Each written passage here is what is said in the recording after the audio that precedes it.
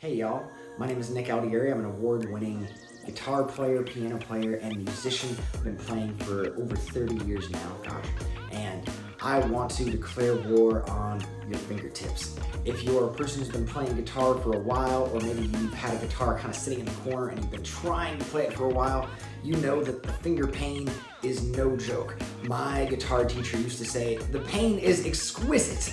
It's kind of like nothing else. And besides just putting fingers to the fretboard and practicing, there is a couple of tips we can do to help these calluses build faster.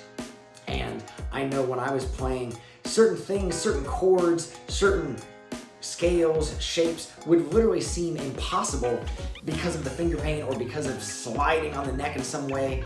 The more we beat your fingers up, the more we're able to slide without lifting, the smaller motions we have to make, and we're ultimately just not as afraid to kind of plop those fingers down into that chord shape. One of those tips is down in this article, so make sure to read the article. And then I would love to meet you if you're a person who's looking for help with learning guitar or learning piano or learning to sing.